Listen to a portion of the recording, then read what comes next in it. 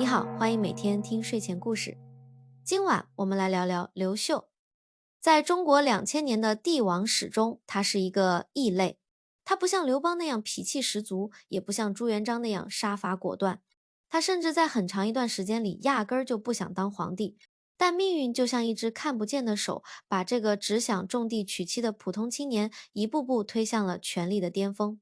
他的故事不是一场野心家的狂欢，而是一个普通人在乱世中被迫成长、被迫变强，最终被迫承担起拯救天下重任的史诗。接下来，请找到一个舒服的姿势，让我们一起进入今晚的故事旅程。第一章：南阳的那个普通青年。故事要从公元前5年左右说起，那时的刘秀还只是一个名字。他出生在南阳郡蔡阳县一个叫济阳宫的地方。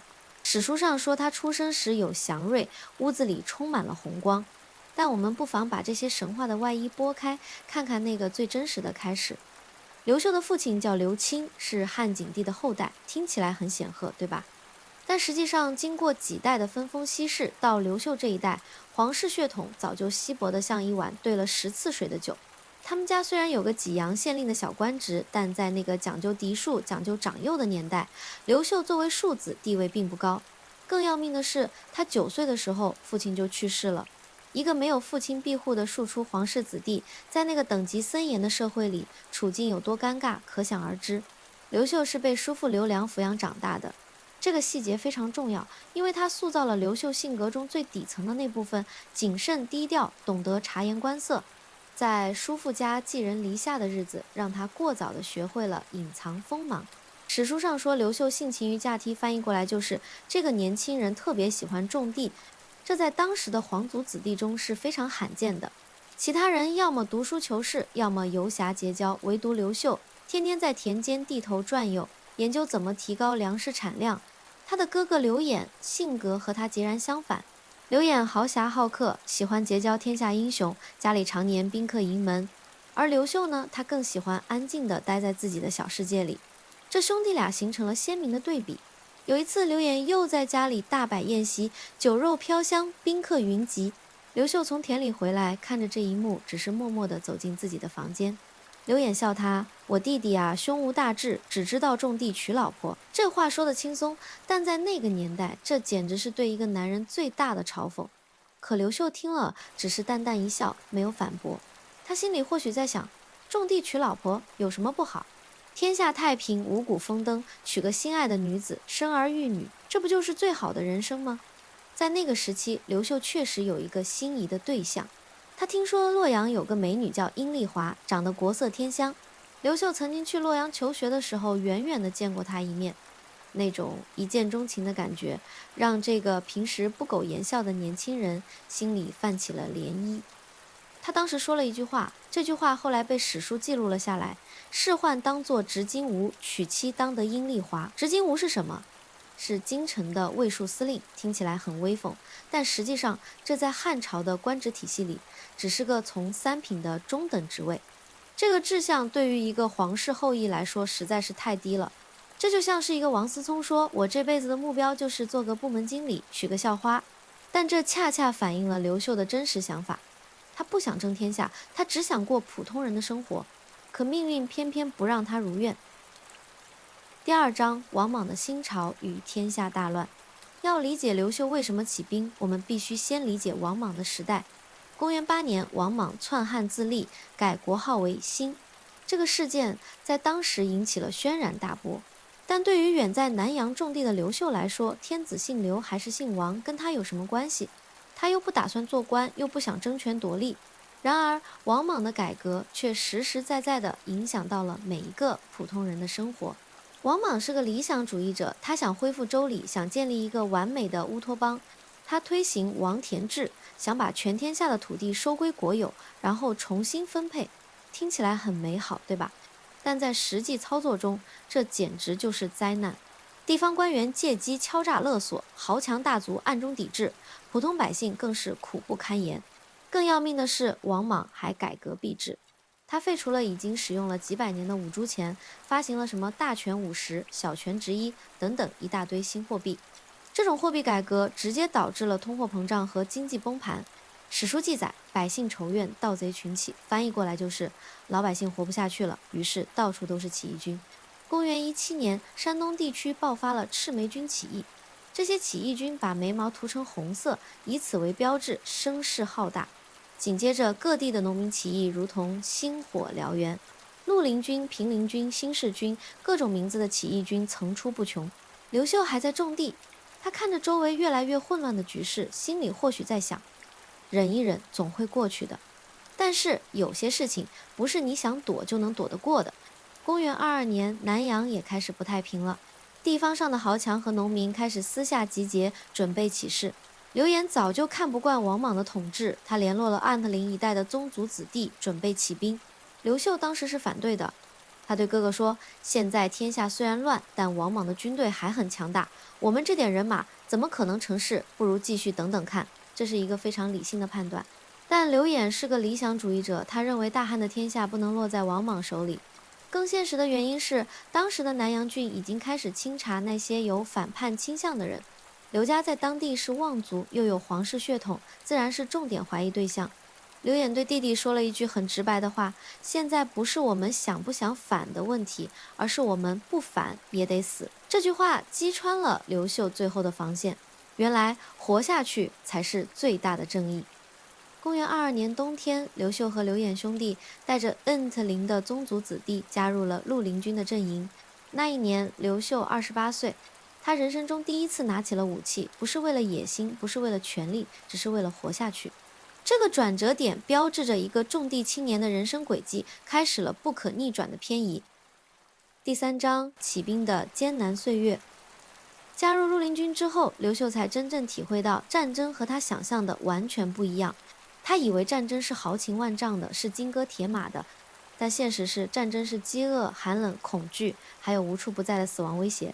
最初的那段日子，刘秀的队伍连像样的武器都没有，他们拿着锄头、木棍，甚至竹竿当武器。史书上记载，刘秀曾经亲自上阵杀敌，用的武器是一把破旧的环手刀。这把刀的刀刃已经卷了，但他没有换的条件。绿林军是一个松散的联盟，由各路豪强、农民组成，其中最大的几股势力分别是平林军、新四军、下江军等。这些人各有各的地盘，各有各的利益。刘演凭借着他的社交能力和豪侠性格，很快就在这个联盟中占据了一席之地。而刘秀呢，他依然保持着低调，他不像哥哥那样喜欢抛头露面，而是默默地做一些实际的工作，比如筹集粮草，比如安抚民心，比如训练士兵。这些看起来不起眼的工作，却为他日后的崛起打下了基础。有一个细节很能说明问题。当时绿林军的将领们开会讨论下一步的作战计划，大家七嘴八舌，争论不休。刘演慷慨陈词，提出了一个大胆的方案，直接进攻宛城。宛城是南阳郡的郡治，是当地最重要的城市。如果能拿下宛城，绿林军的声势将大增。但是宛城的守军有几万人，而绿林军当时只有不到1万人，很多将领都觉得这个计划太冒险。就在这时，刘秀站了出来，他没有像哥哥那样激情四射，而是冷静地分析了形势。他说，宛城虽然兵多，但守军的士气低落，而且城内的百姓对王莽的统治早就不满。如果我们能找到内应，再加上外部的猛攻，拿下宛城并非不可能。这番话说得有理有据，让在座的将领们都点头称是。最终，绿林军决定采纳这个计划，而负责寻找内应的任务就落在了刘秀身上。刘秀用了1个月的时间，化妆成商人潜入宛城。他找到了城内几个对王莽不满的豪强，通过各种手段说服他们在起义军攻城时配合。这需要极大的勇气和智慧，一旦暴露，他将死无葬身之地。但刘秀做到了。公元23年初，绿林军对宛城发起了进攻，城内的内应在关键时刻打开了城门，绿林军一举攻入，宛城守将被杀，南阳郡落入了起义军手中。这是绿林军的第一次重大胜利，也是刘秀第一次在军事上展现出自己的才能。但刘秀并没有因此而骄傲，他知道这只是万里长征的第一步。攻下宛城之后，绿林军面临着一个新的问题：谁来当老大？平林军、新四军、下江军，还有刘演的安陵军，大家都想争夺主导权。经过一番讨价还价，最终他们决定拥立一个刘姓宗室当皇帝，这样既可以打出复兴汉室的旗号，又可以团结各方势力。问题是拥立谁呢？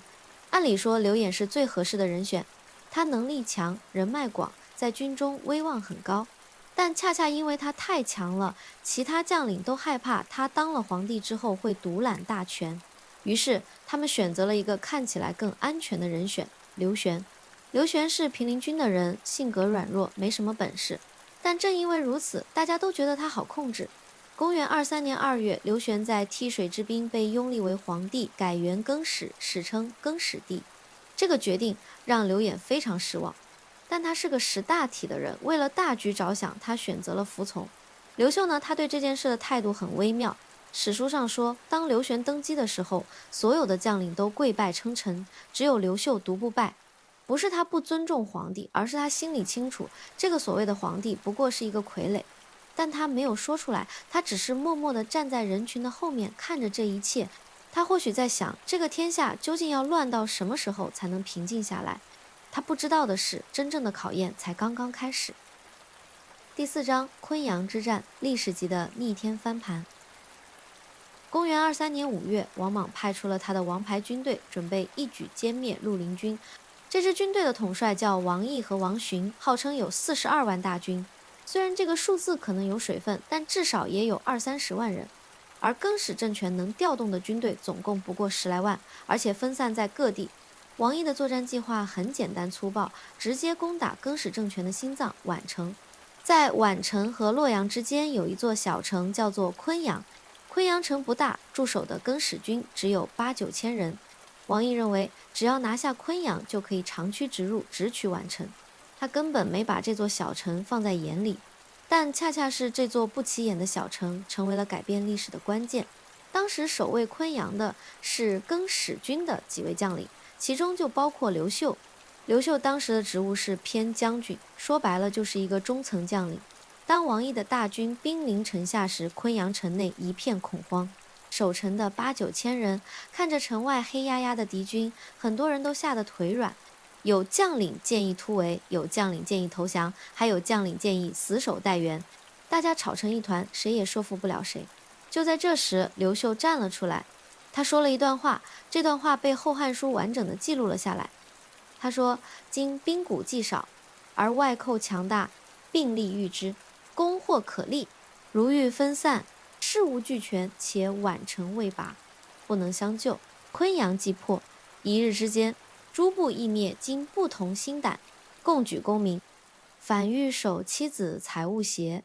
翻译过来就是：我们现在兵少粮少，敌人兵强马壮，如果团结一致，或许还有一线生机；如果分散逃跑，必定全军覆没。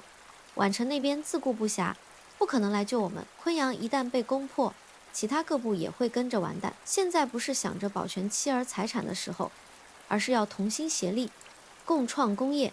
这番话说得慷慨激昂，但更重要的是，他说到了点子上。当时的局势就是这样，逃不了，降了也是死，唯一的活路就是死守。但刘秀并不是要大家白白送死，他提出了一个大胆的作战方案，由他亲自率领13人突围出去，到周边郡县搬救兵，城内的将士则死守城池，拖住王毅的大军。这个计划听起来很疯狂，13个人要突破几十万大军的包围圈，这不是找死吗？但刘秀却有自己的考虑。第一，王毅的军队虽然人多，但主要兵力都集中在攻城上，外围的包围并不严密。第二，敌人根本不会想到有人敢在这种情况下突围，所以防备松懈。第三，也是最重要的一点，必须有人出去搬救兵，否则昆阳必破无疑。最终，刘秀说服了大家。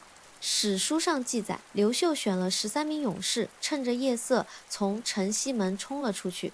这13个人后来被称为13铠士。他们冲出包围圈的过程充满了惊险，敌军的哨兵发现了他们，立刻组织兵力追击。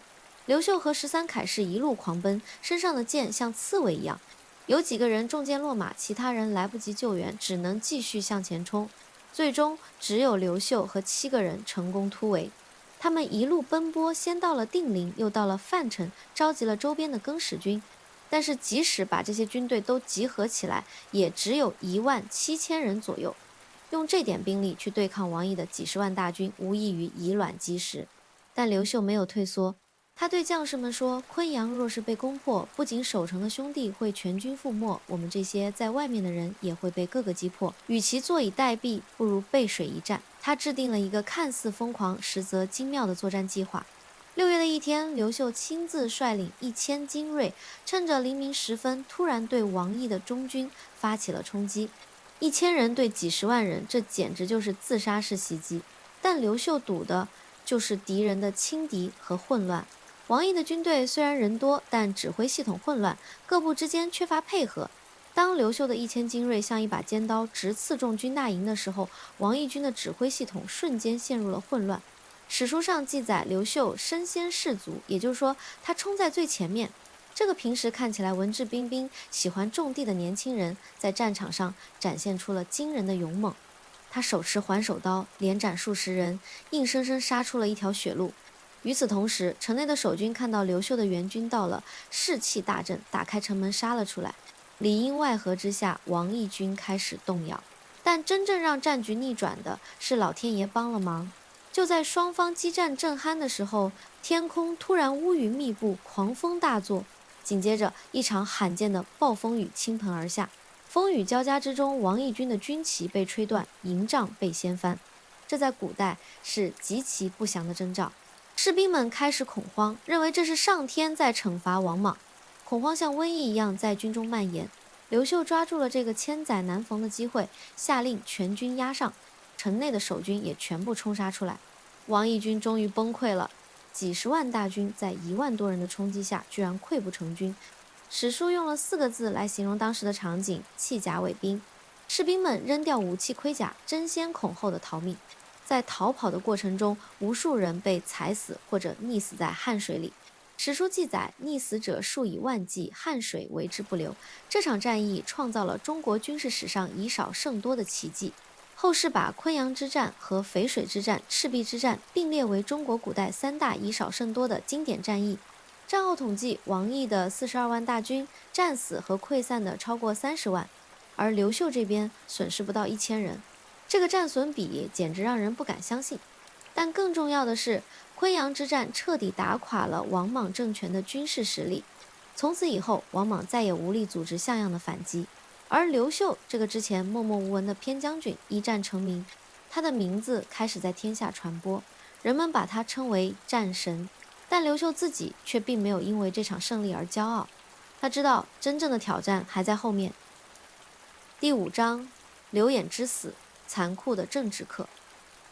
昆阳大捷之后，刘秀带着胜利的消息返回宛城。他以为这场伟大的胜利会让更始政权上下一片欢腾，他以为他和哥哥刘演会因此获得更高的地位和尊重，但现实狠狠地给了他一记耳光。当刘秀赶到宛城的时候，迎接他的不是鲜花和掌声，而是一个让他终身难忘的噩耗。他的哥哥刘演已经死了，不是死在战场上，而是被更始帝刘玄杀死的。这个消息像一道雷电劈在刘秀的头上，他不敢相信，也无法相信。昆阳大捷的时候，哥哥明明还活着，而且正在宛城附近作战，怎么短短几天时间人就没了？事情的经过是这样的：在刘秀打昆阳的同时，刘演也率军攻打了另一座重要城市宛城，他成功地击败了王莽的守军，立下了大功。按理说这应该是好事儿，但恰恰因为他功劳太大，引起了更始帝刘玄的忌惮。刘玄虽然是皇帝，但他心里清楚自己是被将领们推上台的傀儡，真正有实力有威望的是刘演。再加上刘演手下有一批悍将，比如刘季等人，这些人对刘玄并不尊重，甚至有些蔑视。刘玄身边的那些佞臣抓住这一点，不断在他耳边吹风。他们说刘演功高震主，早晚会威胁到皇帝的地位。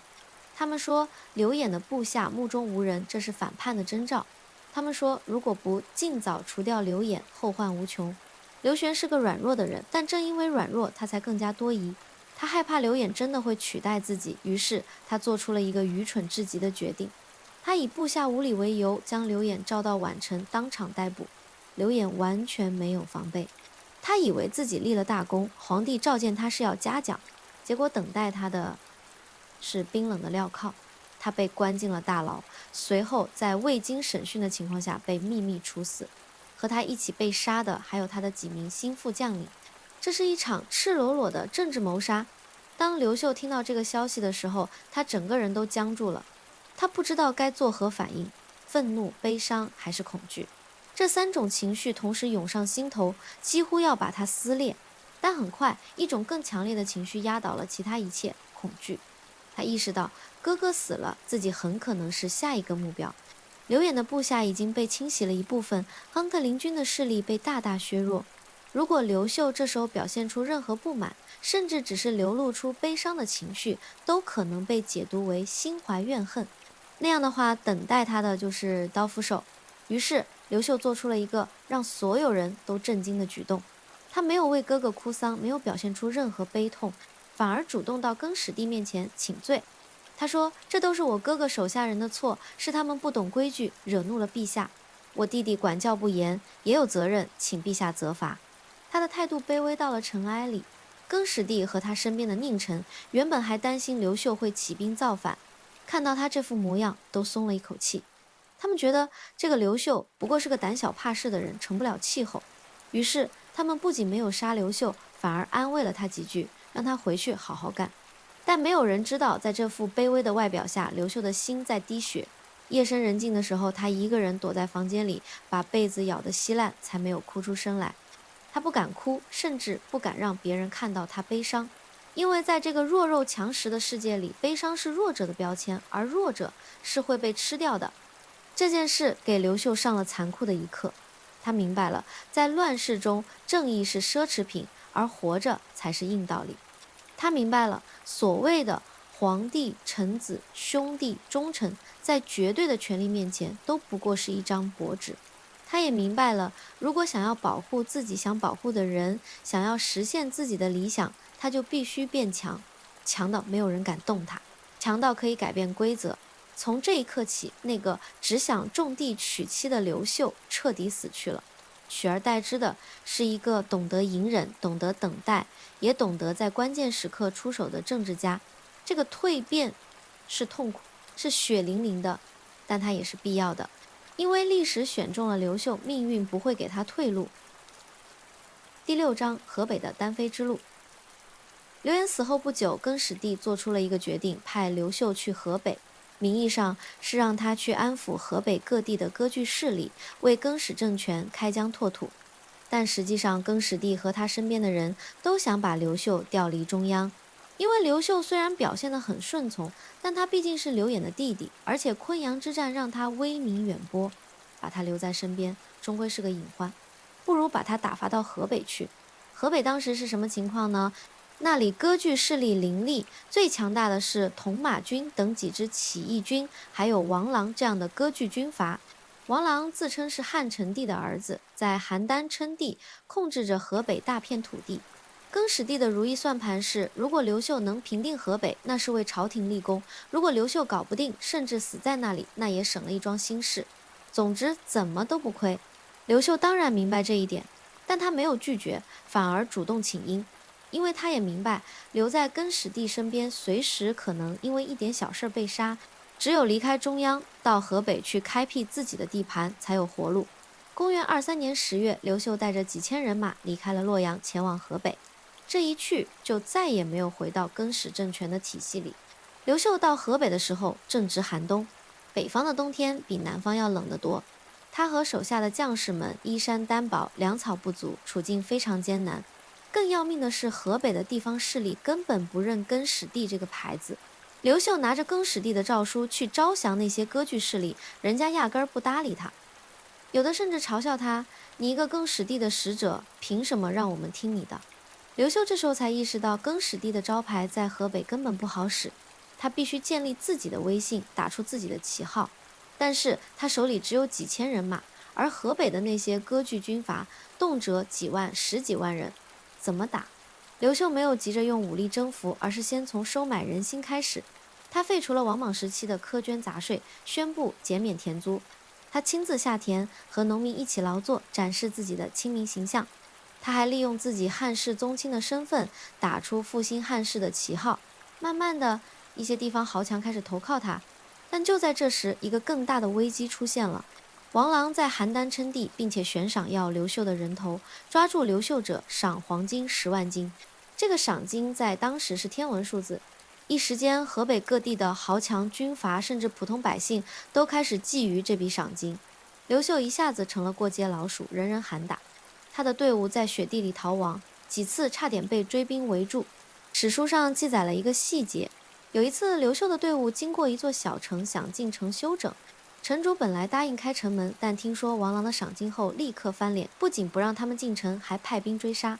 刘秀的队伍被迫在冰天雪地里逃命，很多士兵冻死在路上，尸体都来不及掩埋。那段时间，刘秀每天都在生死线上挣扎，但他没有放弃。他对身边的将士说：“我们现在虽然困难，但只要不死，就有翻身的机会。记住，活着比什么都重要。”这句话是他从哥哥的死里学到的最重要的一课。终于，转机出现了。在逃亡的过程中，刘秀遇到了一个贵人王霸。王霸是当地的豪强，掌握着一支几千人的武装。刘秀亲自去拜访他，两人彻夜长谈。王霸被刘秀的人格魅力和理想所打动，决定倾尽全力支持他。有了王霸的帮助，刘秀的队伍逐渐壮大。紧接着，又有几个重要的人物加入了他的阵营，一个是耿可，一个是寇可，还有一个叫邓禹。这几个人后来都成为了东汉的开国功臣，特别是邓禹，他是刘秀在长安求学时的同学。听说刘秀在河北处境艰难，邓禹毅然放弃了在更始政权的优渥待遇，千里迢迢来投奔刘秀。两人重逢的那一刻，刘秀激动得差点流泪。他紧紧握着邓禹的手说：“有你在，我就有了底气。”邓禹对他说：“明公是汉室宗亲，又有昆阳之战的威名，何愁大业不成？我愿意辅佐您，重振大汉江山。”这番话让刘秀心里涌起了久违的温暖。从哥哥死后，他就一直一个人扛着所有的压力和孤独。现在终于有人愿意真心实意地帮助他。有了这批人才的加入，刘秀开始制定反击计划。他决定先打掉王朗这个眼中钉，但王朗占据着邯郸，兵强马壮，硬碰硬肯定不行。刘秀采取了迂回战术，他先攻打王朗的外围据点，切断他的粮道和援军，然后他利用反间计在王朗的内部制造混乱。经过几个月的苦战，王朗的势力逐渐瓦解。公元24年5月，刘秀率军攻入邯郸，王朗被杀，河北的局势开始向刘秀倾斜。但更大的考验还在后面。河北最强大的势力不是王朗，而是铜马军。铜马军是一支农民起义军，号称有几十万人，战斗力极强。他们在河北横行无忌，连更始帝派来的大军都被他们打得溃不成军。刘秀知道，如果不能收服铜马军，他就永远无法真正控制河北。但如何收服这样一支强大的武装力量呢？刘秀采取了一个大胆的策略，先打再降。他先用武力击败铜马军的主力，让他们知道自己的厉害，然后在对方士气低落的时候，刘秀亲自前往敌营劝降。史书上记载，刘秀只带了几个侍卫就进入了铜马军的大营，这需要多大的勇气？铜马军的首领们看到刘秀竟然敢一个人来，都被镇住了。刘秀对他们说：“你们起兵不过是为了活命，但现在天下大乱，各自为战，只会让百姓更加痛苦。我愿意给你们一个机会，一起重建大汉江山，让天下百姓过上好日子。”这番话说得诚恳，又充满了感染力。铜马军的首领们经过商议，决定投降，但他们还是有所顾虑：刘秀会不会像其他军阀一样秋后算账？刘秀为了打消他们的疑虑，做出了一个惊人的举动。他让铜马军的降兵们保留武器，自由活动，而他自己只带着几个侍卫在这些降兵中间巡视。这些降兵随时都可以杀了他，但他毫无防备地走在他们中间，甚至和他们聊天。这个举动彻底征服了铜马军的将士们，他们意识到这个刘秀真的是把他们当自己人看待。从此以后，铜马军成为了刘秀最忠诚的部队之一。史书上说，刘秀从此被称为铜马帝，可见这次收服有多么成功。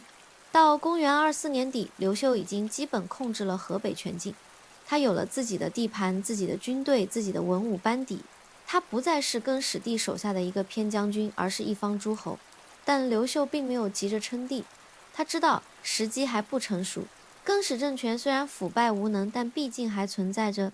如果他这时候称帝，就等于公开和更始政权决裂，会引起其他势力的围攻。所以他选择继续等待。这种隐忍和耐心是他从血的教训中学到的。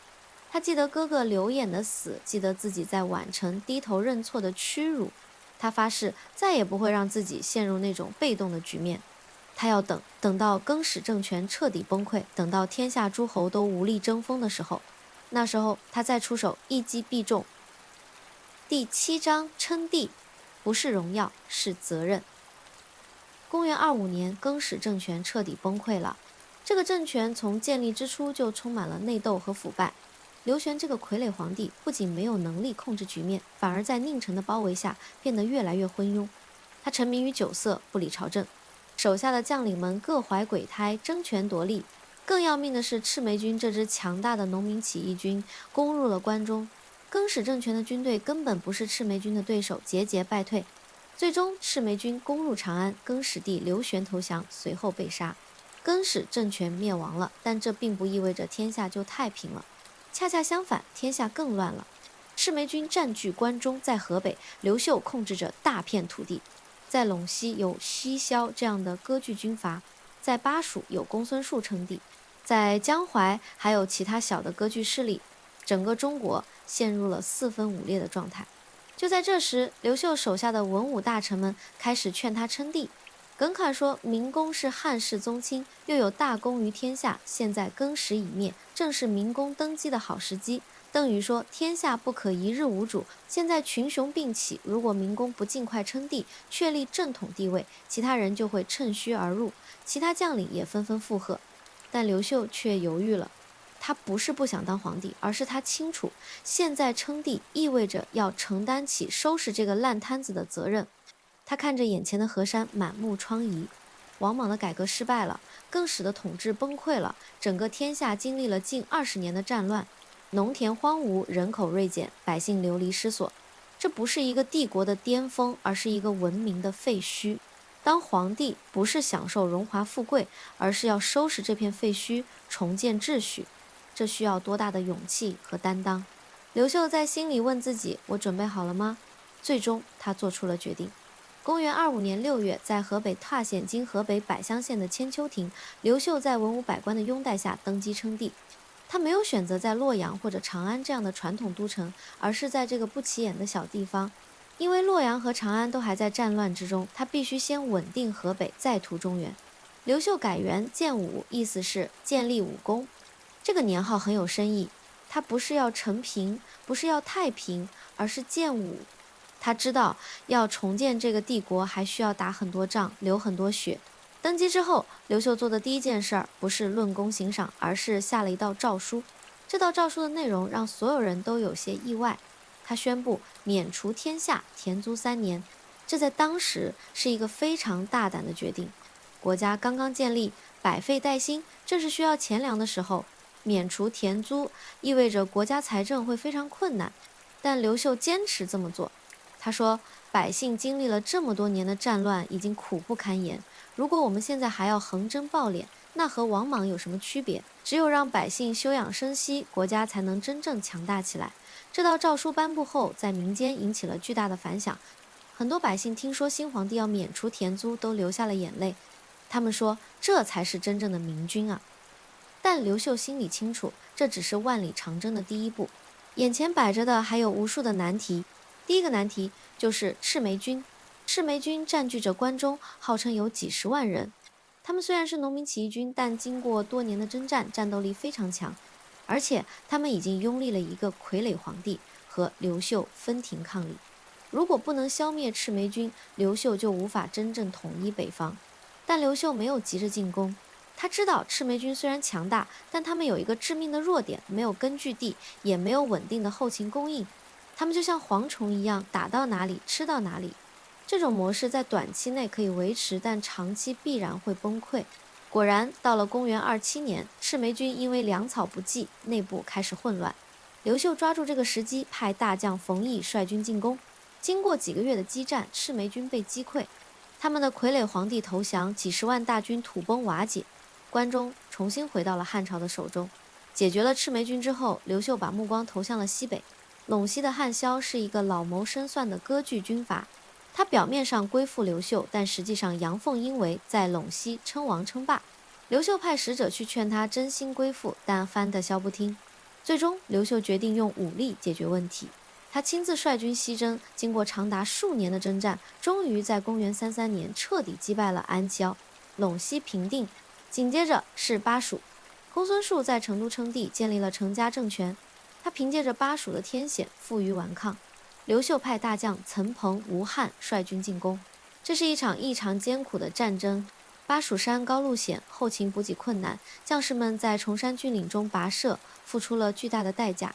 但最终在公元36年，成都被攻破，公孙述被杀，至此天下基本统一。从刘秀称帝到天下统一，用了整整11年时间。这11年，刘秀几乎没有一天能睡个安稳觉。他要处理军务，要处理政务，还要处理各种人事矛盾，但他从来没有抱怨过，因为他知道这是他选择的道路，也是他必须承担的责任。第8章：建设与治理真正的考验。统一天下只是万里长征走完了一半，真正的考验是如何治理这个千疮百孔的帝国。刘秀面对的是一个怎样的烂摊子呢？经过了王莽的改革和近20年的战乱，整个国家的人口从西汉鼎盛时期的6000多万锐减到了不到2000万，也就是说死了2/3以上的人口，大片的农田荒芜，城市残破，道路断绝，经济崩溃，民生凋敝。很多地方连种子都没有，百姓只能吃草根树皮。这种情况下，要重建国家，难度可想而知。但刘秀没有退缩，他制定了一系列的政策，后世称之为光武中兴。第一，休养生息。刘秀坚持轻兴薄赋的政策，尽量减轻百姓负担。他下令，除了必要的赋税之外，禁止地方官员额外征收。对于那些敢于巧立名目、盘剥百姓的官员，一经查实，严惩不贷。他还多次下诏减免田租。在他统治的前10年，田租几乎年年减免。虽然这让国家财政非常困难，但他坚持认为，只有让百姓有喘息的机会，国家才能真正恢复元气。第二，精简机构。西汉末年，官僚机构臃肿，光是中央的官员就有10几万。这些官员不仅不干实事，还要吃国家的俸禄，加重了财政负担。刘秀大刀阔斧的裁撤冗员，把中央的官员精简到了几千人。地方上也大量合并郡县，减少行政开支。这个改革触动了很多人的利益，遭到了不少反对，但刘秀顶住压力，坚决执行。他说：“国家困难，大家都要勒紧裤腰带过日子。我身为皇帝，都在节衣缩食，你们这些官员为什么不能？”第三，释放奴婢。在西汉末年和王莽时期，由于战乱，很多百姓被迫卖身为奴。到刘秀统一天下时，全国的奴婢人口占到了总人口的1/3。这是一个非常惊人的比例。这些奴婢没有人身自由，不能拥有土地，也不能生产，这严重制约了社会的发展。刘秀下令禁止买卖人口，释放奴婢，让他们恢复自由民的身份。这个政策遭到了豪强地主的激烈反对，因为释放奴婢意味着他们失去了廉价劳动力。但刘秀不为所动。他说：“人不是货物，怎么能买卖？那些被迫为奴的百姓本来就是良民，让他们恢复自由身是天经地义的事。”这个政策的实施，让数百万奴婢重新获得了自由，对社会的稳定和经济的恢复起到了巨大的作用。第四，整顿吏治。刘秀深知一个国家的兴衰，关键在于官员是否清廉。他对官员的要求非常严格，一旦发现有贪污受贿的，绝不姑息。史书上记载，有一次刘秀的亲信大臣犯了错，刘秀亲自审问，大臣跪在地上哭着求饶。刘秀说：“我用你是因为你有才能，但你如果不守规矩，再有才能也没用。”最后这个大臣还是被罢官。这件事在朝廷引起了很大的震动，大家都知道皇帝是认真的，不是说说而已。从此以后，官员们都夹起尾巴做人，不敢轻易贪污受贿。第五，兴修水利，发展农业。刘秀非常重视农业，因为他自己就是从田间地头走出来的。他深知农业是国家的根本，他下令各地要兴修水利，开垦荒地。他还亲自下田做示范。史书记载，刘秀曾经亲自扶犁，在田里耕作。大臣们看到皇帝都下田了，也不好意思偷懒。在刘秀的推动下，全国各地掀起了兴修水利的热潮，大量的荒地被开垦出来，粮食产量逐年增加。到刘秀统治后期，国家的粮食储备已经非常充足，再也不用担心饥荒了。第六，提倡儒学，教化百姓。刘秀虽然是武将出身，但他非常重视文化教育。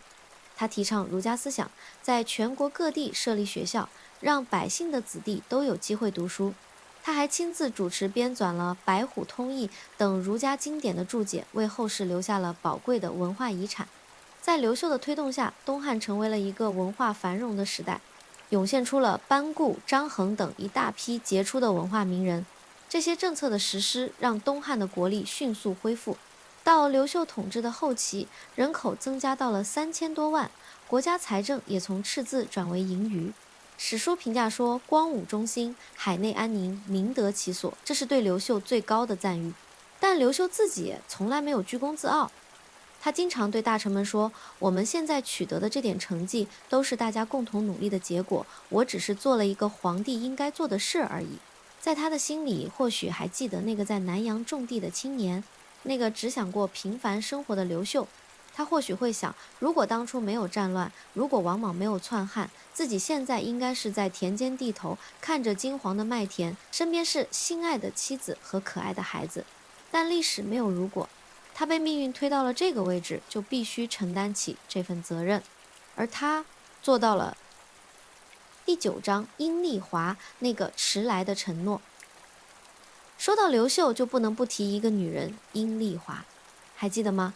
年轻的刘秀曾经说过，仕宦当作执金吾，娶妻当得阴丽华，这是他年少时最质朴的梦想。但命运弄人，当刘秀真正有能力娶阴丽华的时候，他已经不再是那个普通的青年，而是征战天下的大将军，而且他已经有了一位妻子，郭圣通。郭圣通是真定王的外甥女，出身名门。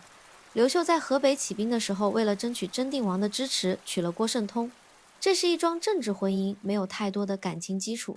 但郭圣通是个贤惠的女子，对刘秀也很好。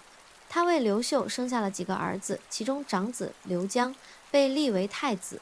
按理说，刘秀应该满足了，但他心里始终有一个遗憾，那就是阴丽华。公元24年，当刘秀平定河北之后，他终于有机会回到洛阳。他做的第一件事就是去找阴丽华。阴丽华当时已经20多岁，还没有嫁人。不是没有人提亲，而是他一直在等一个人。当刘秀出现在他面前的时候，两人四目相对，千言万语都化作了泪水。刘秀对他说：对不起，我来晚了。阴丽华摇摇头说：你来了就好。刘秀娶了阴丽华，但他没有让阴丽华当皇后，因为郭圣通已经是正室，而且生了太子。如果废掉郭圣通，会引起很大的政治风波。阴丽华对此非常理解，他说：我不在乎名分，只要能陪在你身边就好。这句话让刘秀既感动又愧疚，他发誓一定要给阴丽华一个交代。公元41年，郭圣通因为家族的人干预朝政，被刘秀废黜。刘秀册立阴丽华为皇后，但此时阴丽华已经40多岁了。从青春年华到青丝渐白，她等了刘秀整整20年。登上皇后之位的那一天，阴丽华并没有太多的喜悦。他对刘秀说：这些年看着你为了天下奔波劳碌，我心里很疼。现在天下太平了，你也该好好休息休息了。刘秀握着他的手说：有你在，我就心安。阴丽华是个非常贤惠的皇后，她从不干预朝政，但在生活上对刘秀照顾得无微不至。刘秀每次处理完政务，回到后宫，看到阴丽华温柔的笑脸，所有的疲惫都烟消云散。史书评价阴丽华美丽而不骄，贵盛而欲谦，这是对她最准确的描述。阴丽华给刘秀生了5个儿子，虽然他的儿子没有被立为太子，但他从不计较。他说：刘江是长子，立他为太子是理所应当的。我的儿子们只要能健康成长，我就满足了。但刘江是个非常孝顺的孩子，他知道自己的母亲郭圣通被废，心里一直愧疚。他多次向刘秀请求，说自己不配当太子，希望能把位置让给阴丽华的儿子。刘秀被儿子的孝心感动，但他坚持认为长幼有序，不能随意改变。最终，刘江出家为僧，把太子之位让给了阴丽华的儿子刘庄，也就是后来的汉明帝。这是东汉历史上一段非常感人的佳话，它展现了刘秀家庭的和睦，也展现了阴丽华的贤德。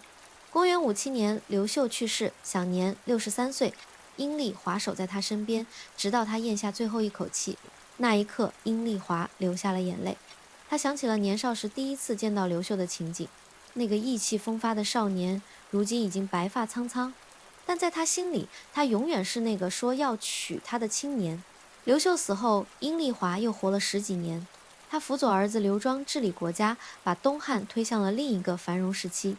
公元64年，阴丽华去世，和刘秀合葬在一起。第10章：功臣的归宿，不杀功臣的皇帝。在中国历史上有一个诡异的定律：飞鸟尽，良弓藏；狡兔死，走狗烹。刘邦杀了韩信、彭越，朱元璋杀了几乎所有的开国功臣，但刘秀是个例外。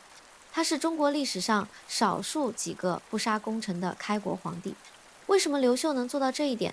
首先，刘秀自己的经历让他深刻理解功臣们的处境。他的哥哥刘演就是被更始帝杀害的，那种痛他永远忘不了。所以，当他成为皇帝之后，他发誓绝不会让历史重演。其次，刘秀非常善于笼络人心，他对功臣们非常尊重，从不以皇帝的身份压人。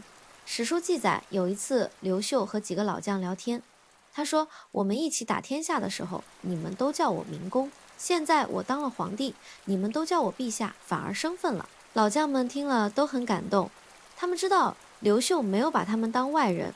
再次，刘秀给功臣们提供了很好的待遇，但不让他们掌握实权。他封了很多公侯，给他们优厚的俸禄，让他们享受荣华富贵。但在政务和军务上，他逐渐收回权力，交给一些年轻的、没有派系背景的官员。这样既保证了功臣们的利益，又避免了他们权力过大，威胁皇权。这是一种非常高明的平衡术。最重要的是，刘秀自己以身作则，生活简朴，不贪图享乐。他当了皇帝之后，依然保持着节俭的习惯。史书记载，刘秀的龙袍穿了很多年都不换，破了就补一补，继续穿。大臣们看不过去，劝他换一件新的。刘秀说：天下刚刚平定，百姓还很困难，我身为皇帝，怎么能穿金戴银？这件衣服还能穿，就不要浪费了。这样的皇帝怎么会让功臣们感到威胁呢？在刘秀的治理下，东汉形成了一个非常和谐的君臣关系。史书上记载了很多刘秀和功臣们相处的温馨故事。有一次，刘秀和几个老将喝酒，喝到兴起，刘秀说：咱们来回忆一下当年打天下的时候，谁的功劳最大？这是一个很敏感的话题，如果处理不好，很容易引起争执。但刘秀有他的办法，他让每个人都说说自己印象最深的一件事。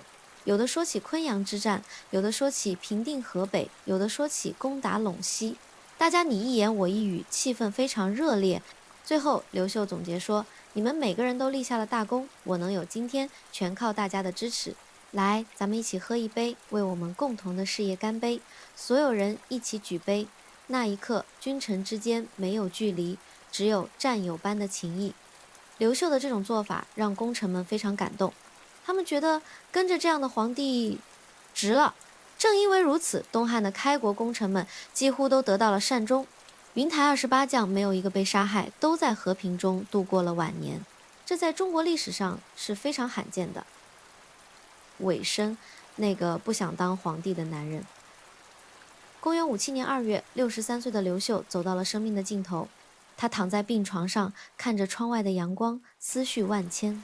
从南阳的那个普通青年到如今的一代帝王，他走过了漫长的道路。这条路上有鲜花和掌声，但更多的是荆棘和泪水。他想起了哥哥刘演，那个豪侠仗义的好哥哥，却死在小人的刀下。他想起了昆阳之战，那场几乎不可能赢的战斗，却成就了他的威名。他想起了在河北的艰难岁月，那些在雪地里逃亡的日子，几次差点丧命。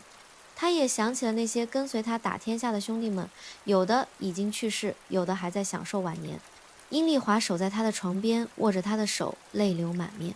刘秀看着他，费力地说：这辈子我最对不起的就是你，让你等了那么久。阴丽华摇摇头，说：能陪在你身边，我已经很幸福了。刘秀笑了，那笑容里有欣慰，也有释然。